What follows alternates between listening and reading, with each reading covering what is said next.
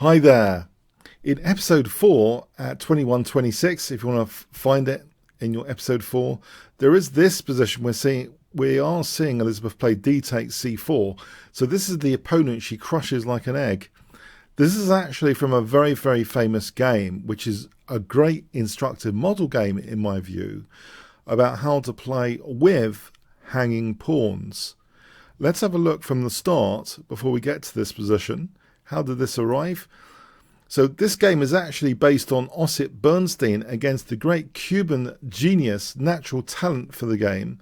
Very intuitive player, which matches some of the commentary about Beth, the advice given to her, to relax before games because she has a great intuition.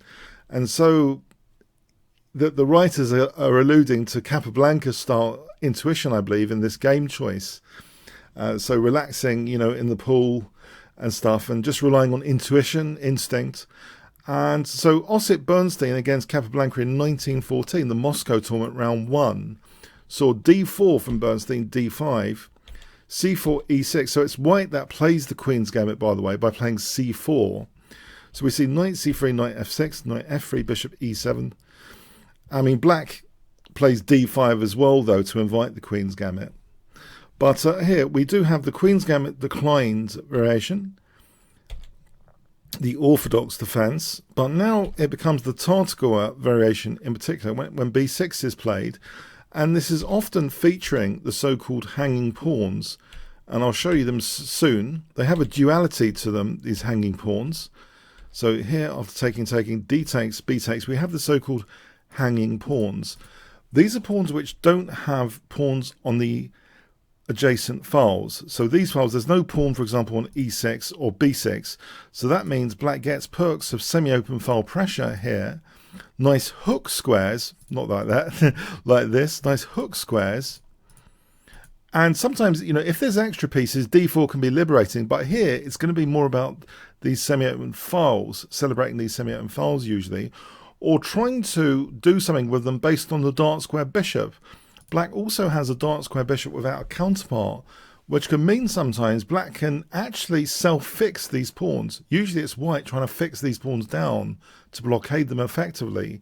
But we see, because black's got this dark square bishop, Kappa Blank via instinct played a very, very interesting idea. After queen b6, queen e2, if queen takes b6, this is actually probably okay for white. This position is a small edge for white. But after queen e2, we have c4. So this is a very instinctive move, which is typical of Kappa Blank. He's a real master of pawn chains. And it means, sometimes bishop b4 and getting a clamp over this e4 square, sometimes taking on c3. And there is relentless pressure on this b file here. This is quite an uncomfortable position for white. We see rook fd1, rook fd8, knight d4. So it seems natural to blockade.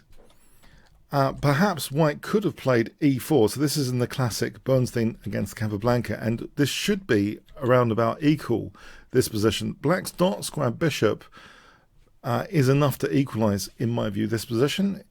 So we see, though, knight d4, which is the classic way to kind of play against this kind of pawn, blockade it. Bishop b4, though, b3, and we have now rook ac8. And here, b takes, d takes, we see this scene in the film around here with d takes c4. So we see now, in the classic game, if you're wondering what happened in the classic game, did white actually make no mistakes? That's not quite true, actually. After rook c2, bishop takes, rook takes, white was a little bit greedy.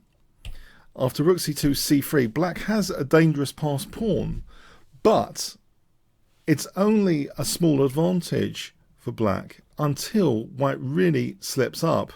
In the actual game, in reality, Ossip Bernstein got a bit greedy. Ossip could have repeated knight moves, and even here should have gone back to d4. So there's definitely a mistake in the classic game which enabled Capablanca to have an absolutely brilliant tactical finish. Let me say one thing, though, philosophically also, earlier in the series, if you remember Elizabeth was told she has a gift, but it's at a price. That duality is actually reflected in hanging pawns. You know, any dynamic structure, it has a price to it. But it does give the gift of activity. This duality is in a lot of things in chess and in life, and I'm sure Kasparov is totally aware of that if he's behind, you know, these games, which I'm pretty sure he is. So he's also reflecting, you know, by his choice of this classic iconic hanging pawns example, that duality. But here, anyway, White did make a mistake in the actual master game by playing knight takes c3. Knight d4 and black would have a small edge, but knight takes c3, and this is a really, actually, it's a treasure in chess history, this game, because of the finish, knight takes, rook takes, rook takes, rook takes, and can you guess what black played here, which was really quite crushing? But this wasn't at move 23 as alluded. The actual game, this crushing move was before move 30, it was at move 29. So it's a real crushing move. You might want to pause the video and guess what black, you know, to play and win here plays. Both sides, I'll give you a clue, both sides have weakened back rows. There isn't much air for the king here for both sides, but it's black's move. Can black exploit white's back row first? And that's often, you know, there must be a reason, a tactical issue to celebrate as a basis for combinatory play. And there definitely is a real killer tactic in this position, which is a really crushing move. And as Kingscrusher, by the way, I like to say I'm crushing bunnies, not eggs usually. I'm not sure I like the idea of crushing eggs. But anyway, there's Queen B2. Congratulations if you found this. It is one of the treasure troves in chess history, this game. You know, one of the treasures. Whatever way White plays it, White is busted. The game actually ended here in the Kappa Blank game. So Kappa Blank, a Cuban, you know, genius, often called a chess machine, invincible, amazing intuition, very rapid moves quite often. And this is a very clear, crystal clear game where White did make a mistake, though, to permit this. If Queen E1, Black would play Queen takes C3 and then Rook D1 mating.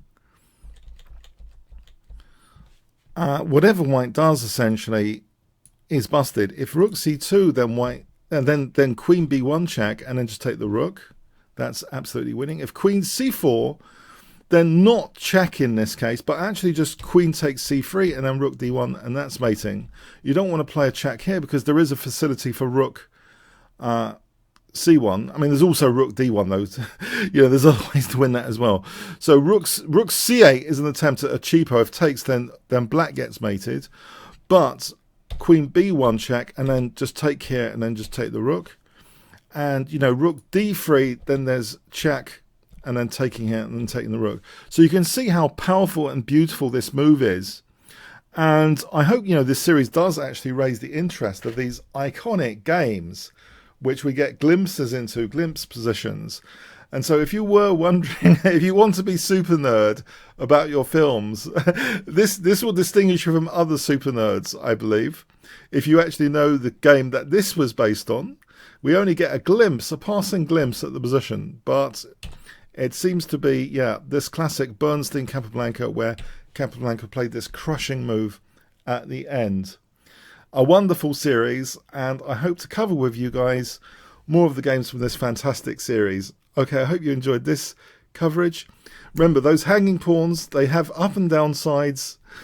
Okay, so they're not... The duality of chess is very, very powerful, like in the film. You know, the gift of Elizabeth Harmon and the price that's paid. So a very interesting undertone to things here. Okay, thanks very much. Oh, by the way, I've got some courses. If you want to join me for a game, Kingscrusher TV/chesswell, just register and I'll be able to invite you for a game. Kingscrusher.tv/chess tactics, my new exciting course. Very good reviews. Kingscrusher TV/London System, again, they're all very good courses, of course. Kingscrusher TV/opening tango. So I hope you check those out. Those are my recent courses. I've been working hard to create some great content there. Okay, thanks very much.